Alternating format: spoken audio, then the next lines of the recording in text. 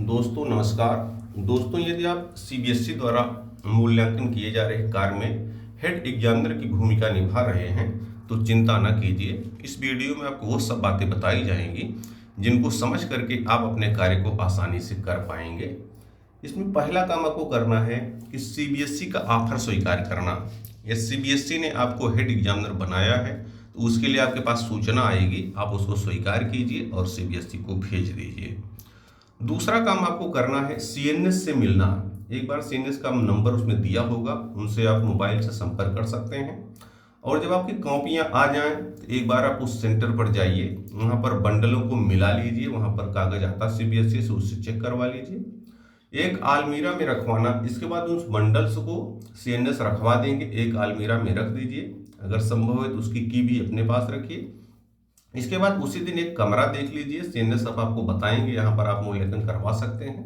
आप देखिए कि रूम थोड़ा सा बढ़िया हो, हवादार हो, उसमें प्रकाश की व्यवस्था हो पर्याप्त और सुरक्षित हो, उसके आसपास ज़्यादा लोगों का मूवमेंट ना हो, नहीं तो कोई काफ़ी इधर उधर होने की संभावना रहती है, ये ध्यान रखना है। और उस रूम में आप एक अपना ताला लगा दीजिए, उसकी एक चाबी आप अपने पास रखिए और एक चाबी आप सीएनएस साहब को भी दे सकते हैं।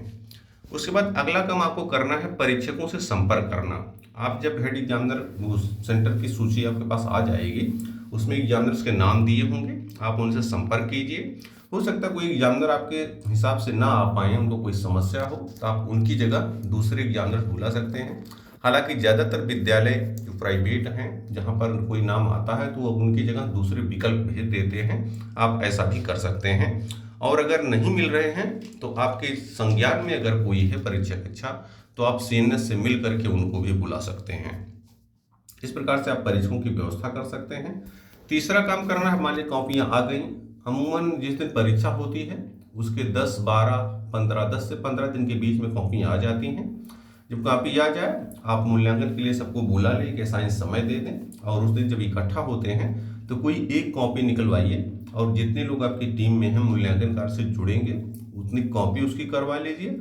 माप मूल्यांकन होता है, उसी कॉपी को सब लोग चेक करते हैं, सब चेक कर देंगे, नंबर दे देंगे। आप उन नंबरों को एक जगह नोट कर लीजिए। उसके बाद देखिए उसमें वेरिएशन अगर बहुत ज़्यादा है तो जिन्होंने बहुत कम उसका अगर मान लो माइनस में है उनको कहिए नंबर और सही दें, और अगर प्लस में है तो उनको कहिए थोड़ा नंबर कम करें, हिसाब से नंबर दें, ना किसी को ज़्यादा दें ना बहुत कम। जो भी मार्किंग स्कीम मिली हुई है उसी के हिसाब से मूल्यांकन कार्य करवाइए। अब अगला आएगा एचई बनाना। तो जिनका नंबर वेरिएशन बहुत कम हो और जिनका अनुभव ज़्यादा हो, जो बहुत दिनों से जुड़े हुए हैं, पढ़ा रहे हैं, मूल्यांकन कार्य किए हैं, उनको आप एचई बना सकते हैं, उन्हीं को बनाना है। और दूसरा ये ध्यान रखना है कि एचई जो है वो थोड़ा सा संतुलित व्यवहार वाला होना चाहिए, ना बहुत क्रोधी हो ना बहुत ज़्यादा नरम हो, ताकि काम को अच्छे तरीके से संपन्न करवाएं, जागरूक हों। ऐसे लोगों को आपको चुनना, आपको पता चल जाएगा तो आप उनको एचई बना दीजिए, वो आपके साथ रहेंगे, आप काम करवाएंगे। उसके बाद जब एक बंडल चेक हो जाता है तब तो उसी में किसी परीक्षक को एचसी बना दीजिए, जिनको पूरी जानकारी हो गई है। वो क्या है कि कॉपियों को कोऑर्डिनेट करवाएंगे, जो नंबर आ जाते हैं उन नंबरों को फिर कोऑर्डिनेशन टीम चेक करती है कि जो नंबर अंदर दिया गया वही नंबर ऊपर है कि नहीं, वो मिला करके अच्छे से चेक कर देते हैं। अगर कोई समस्या आती है तो उनको वो बुलाते हैं, जानवर को सही करवा देते हैं। तो एचसी ये काम देखते हैं। और जब कॉपियाँ एक बंडल तैयार होता है उसके नंबरों को भरवाना, अपलोड करवाना, एचसी ये करवा लेते हैं। हालांकि हेड एग्जामिनर के रूप में आपकी भी जिम्मेदारी है कि आप उसको थोड़ा एक बार देख लें, कॉपियों को देख लें, ताकि नंबर गलत फीड ना हो। परीक्षकों के साथ मीटिंग, आवश्यक निर्देश। इसके बाद आप परीक्षकों को जब मॉक मूल्यांकन हो गया, सबके नंबर आ गए, तो आप परीक्षकों को बताइए भाई एक महत्वपूर्ण दायित्व हम लोगों को मिला है, सीबीएसई ने कुछ समझ करके दिया है। एक तरह से हम लोग किसी बच्चे के भाग्य के निर्माता हैं इस समय। अगर हम अपने काम को ठीक से नहीं करेंगे तो किसी बच्चे के साथ अन्याय हो सकता है, इसलिए इसको ध्यान में रखना है। न किसी को ज़्यादा नंबर देना, न किसी को कम देना है। जो भी मार्किंग स्कीम मिली है उसी हिसाब से नंबर देना है। ध्यान रखिए नंबर सही इसलिए भी दीजिए कि मान लो एक बच्चा कोई सेंसिटिव है, उसने बहुत अच्छा लिखा है, और अगर आप सही से मूल्यांकन नहीं करते उसका नंबर कम हो जाता है, तो बहुत बार आप देखें कुछ बच्चे गलत कदम उठा लेते हैं क्योंकि उनको बहुत कॉन्फिडेंस होता है। हालांकि बच्चों के लिए तो मैं ये कहूँगा कि इसमें अगर कोई सुन रहे हैं, अभिभावक भी हैं, बच्चे भी हैं, तो आप ऐसा कर सकते हैं कि जरूर इसको देखिए। नंबरों पर जीवन नहीं चलता है, आप कोई ऐसा कदम कभी नहीं उठाएं। तो इस तरह परीक्षकों को आप निर्देश देंगे आवश्यक निर्देश जब परीक्षकों को बता देंगे तो और नैतिक रूप से भी उनको जागरूक कर देंगे तो मुझे लगता है वो काम अच्छे तरीके से करेंगे। साथ ही ये भी बताना, अगर आप गलत काम करेंगे तो आपके साथ पेनाल्टी भी लग सकती है। अगर वेरिएशन ज़्यादा आते हैं तो पेनाल्टी में आपको जो पारिश्रमिक मिलने वाला है उसमें से पैसा कम भी किया जा सकता है।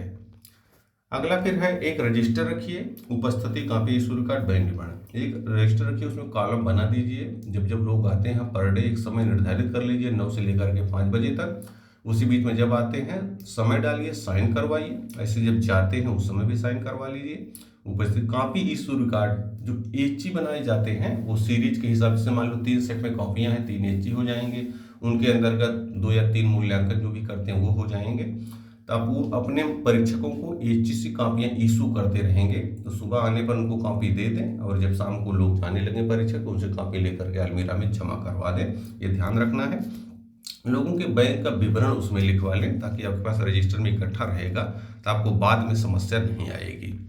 इसके बाद है कोऑर्डिनेशन का नंबर अपलोड करवाना, एक प्रत अपने पास रखना। जब एक बंडल तैयार हो गया, नंबर आप अपलोड करवा दिए तो उसकी एक प्रत सीएनएस के पास रहेगी, सीएनएस की साइन होती है। एक प्रत आपके पास रहेगी, एक प्रत बंडल के साथ चली जाएगी। ये ध्यान रखना है। बंडल वाइज मूल्यांकन, बंडल पर एक निश्चित कॉपी चेक करवाना। अब आप कोशिश करिए कि एक बंडल जब कंप्लीट हो जाए दूसरा खोलिए, तीसरा खोलिए, उसी क्रम में चलते रहना है। ये ना हो कि 4-5 बंडल खुल रहे और पहला वाला भी पड़ा है। कोशिश करिए एक बंडल कंप्लीट हो गया, दूसरा तीसरा चल रहा, फिर दूसरा कंप्लीट हो जाए तब चौथा खुले, तीसरा कंप्लीट हो जाए पांचवा। इसी क्रम में चलिए ताकि बहुत ज़्यादा कापियाँ बंडलों की इधर उधर ना होने, मिक्स हो जाती हैं और बड़ी दिक्कत आती है उनको मिलाने में। फिर एक बंडल जब हो गया, उसका नंबर अपलोड हो गया, उसको पैक करवा दीजिए। उसके बाद निश्चित कापी चेक करना। आप हेड एग्जामिनर के रूप में आपको सभी परीक्षकों की एचई की एक कापियाँ जरूर देखनी चाहिए कि काम सही चल रहा है कि नहीं। उसमें नियमों में भी है, आपको एक कापी देखना है। और जिनका काम सही नहीं चल रहा है उनसे एक बार बता दीजिए भैया आप काम अपना सही कीजिए। व्यवस्था बनाए रखना, मूल्यांकन सही करवाना, समन्वय बनाना आपका मेन काम है कि परीक्षा जहाँ पर हो रही, जहाँ पर परीक्षक अपना काम कर रहे हैं वहाँ पर व्यवस्था बनी रहे। मूल्यांकन कार्य सही हो, सही तब होगा जब आपस में एक समन्वय बना रहेगा, लोग संतुष्ट रहेंगे तभी काम सही बन पाएगा। समन्वय बनाना माने सभी को अच्छे तरीके से, थोड़ा कोशिश ये करना कि सब लोग तालमेल सही रहे और सब काम अच्छे तरीके से करते रहें। उसके बाद कुछ भौतिक सुविधाओं की आवश्यकता होती है। हरा पेन, जैसे एचई के लिए हरा पेन है, एचई के लिए पर्पल, एग्जामिनर्स लाल और कोऑर्डिनेशन काला पेन, पेंसिल, रबड़ आदि रखिए क्योंकि इसकी ज़रूरत पड़ जाती है। रबड़ से लोग कापियों को अपना उसमें बंडल बना देंगे ताकि कापियाँ इधर उधर नहीं होंगी। नाश्ता की व्यवस्था, ग्रुप डी कर्मचारी एक क्लर्क। फिर देखिए जब लोग आएंगे पूरे दिन काम करते हैं तो नाश्ता उनको चाहिए। तो नाश्ते के लिए सीबीएसई अलग से पैसा देती है। आप इसमें मीटिंग के समय बात कर सकते हैं कि भाई या तो कोई एक ऐसा सिस्टम बना लीजिए, क्या तो एक आदमी एक दिन नाश्ता करवाते रहें और नहीं तो लोगों से कुछ पैसा आप जमा करवा करके नाश्ता ग्रुप डी कर्मचारी से मंगवा सकते हैं और खिला सकते हैं। लोग जैसा भी ये सेट हो ऐसा किया जा सकता है। लोगों को पैसा मिलता है, अगर लोग इंडिविजुअल व्यक्तिगत अपनी व्यवस्था कर सकते हैं वो करें, नहीं तो एक हाल अच्छा ये रहता है कि समूह में कोई चीज़ आती है तो अच्छा लगता है और लोग एक साथ खाते पीते हैं तो माहौल अच्छा बना रहता है। एक कलर भी आपको मिलेगा, मतलब कलर में जो नंबर अपलोड करेगा उसको बाद में पैसा मिलता है। आप उनसे भी कह सकते हैं भैया हमारा ये काम करवाइए, आपको पेमेंट मिलेगा। इसके बाद अब जब मूल्यांकन कार्य सही हो गया फिर बंडल को ठीक से रखवा दीजिए। सभी का बैंक स्टेटमेंट लिख करके उनकी साइन करवा लीजिए। रिलीव सबको करना, एग्जामिनर्स को रिलीव करने का दायित्व तो परीक्षक का है, आप कर सकते हैं। हालांकि काम सीनियर्स भी कर देते हैं। और रिलीविंग ऑर्डर प्राप्त करना, फिर जब ये काम पूरा हो जाए बंडल को ठीक से रखवा दीजिए, चाबी हैंड ओवर कर दीजिए। उसके बाद आप रिलीविंग ऑर्डर प्राप्त करके वहाँ से प्रस्थान कर सकते हैं। भुगतान मेन है। देखिए जब आप काम करते हैं तो पैसे भी चाहिए। तो एचई को 1000 रुपये, 250, 75, 1000 रुपये कंटिजेंसी व्यय के रूप में है। जो अन्य आप जिस फोटो कॉपी करवाते हैं, पेन, रबड़, पेंसिल, ये सब व्यवस्था जो भी करते हैं उसके लिए 1000 रुपये सीबीएसई अलग से भेजती है। शेष 1000 एचई के लिए पर डे का है। एचई के लिए 900 रुपये पर डे होता है और एग्जामिनर्स के लिए कापियों के हिसाब से होता है।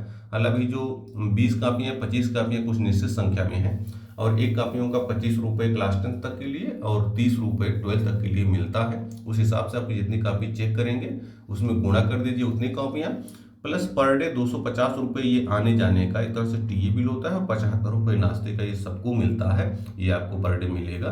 तो आप जितनी कॉपियाँ चेक करते हैं उसके हिसाब से चेक कर लीजिए। एग्जामिनर अगर आप हैं और एचई हैं अगर आप, तो आपको 900 रुपये प्लस 250 प्लस 75 ये पर डे मिलेगा, और हेड एग्जामिनर हैं तो 1250 75 ये आपको मिलेगा। तो उम्मीद है इस वीडियो में जो बातें बताई गई हैं आपके काम आएंगी। और आप अगर पहली बार बने हैं तो आप घबराइए मत, आप काम आराम से अच्छे तरीके से करवा ले जाएंगे, कोई समस्या नहीं आएगी। बस अपने नियमों को थोड़ा सही रखिए, ईमानदारी के साथ अपना काम करिए, कोई भी समस्या नहीं आएगी। फिर भी यदि कोई समस्या आती है आप कमेंट कीजिए और मैं उसका जवाब अवश्य दूंगा।